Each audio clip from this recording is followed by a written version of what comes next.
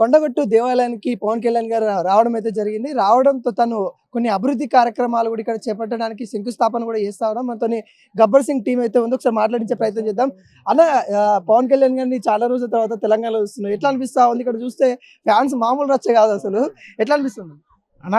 తెలంగాణ అని కాదు, ఆంధ్ర అని కాదు, పవర్ స్టార్ ఫ్యాన్స్ అభిమానులు భారీ ఎత్తుగా ఉంటారు ఆయనకు. కొండగట్టు వారాహి కూడా అప్పుడు ఇక్కడికి వచ్చినప్పుడు మేము కూడా వచ్చినాము. సార్ ఎప్పుడు వచ్చినా ఎవ్రీ ఇయర్ మేము వస్తాము.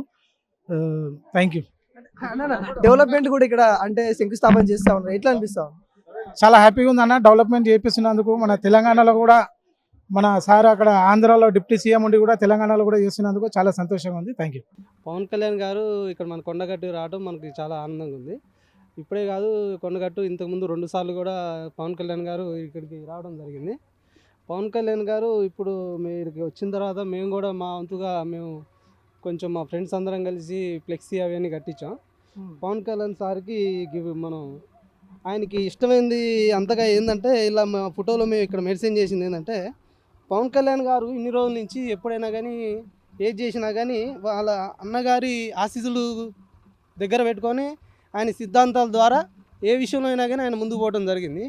ఈరోజు గెలిచిన తర్వాత వాళ్ళ అన్నగారి కాడికి ఇంటికి వెళ్ళి ఆ అన్నగారి కాళ్ళు మొక్కి అన్నగారిని తీసుకొచ్చి ఇంత ఉన్నతనంతో ఆ అన్నగారికి సన్మానం చేయడం జరిగింది.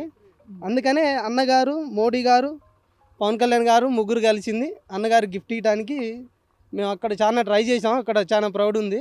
ఇబ్బంది అవుతుంది, పోలీసులు కూడా మనం ఇబ్బంది పెట్టొద్దని ముందుకు పోయే అవకాశంలో ఒకసారి ఇప్పుడైనా కానీ మేము ఒక ఫోటో తీస్తే ఇద్దామన్న ఆలోచనతో మేము నిలబడడం జరిగింది.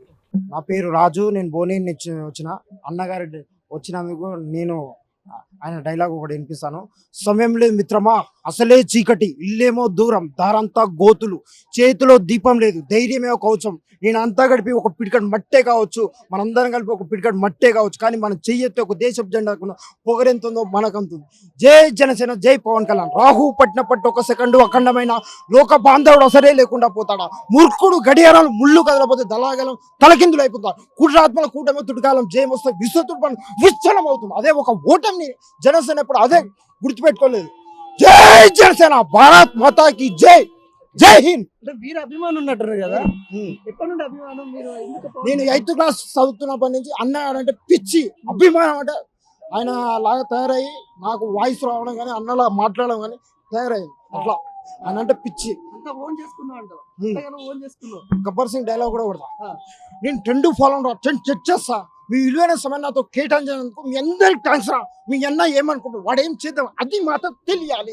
యాక్చువల్ అంటే ఇప్పుడే అన్చాక్షన్ నీ చూసారా ఆపురా బ్రో చందారా. అమ్మాయి బాగా సిక్కని బాబు. అరే బాగా సుఖం తను కూల్ ఇన్వెస్ట్మెంట్ రా. అరే అమ్మాయి రా, ఓ అమ్మాయి వారాన్ని పడతావు, ఇంకో అమ్మాయి ఆళ్ళని పడతాయి, మరో సంవత్సరం పడతావు. ఫైనల్ గా ఏమైనా ఒకటి పడాలి, పడుద్ది. అస్సులు. జై జనసేన, జై పవన్ కళ్యాణ్.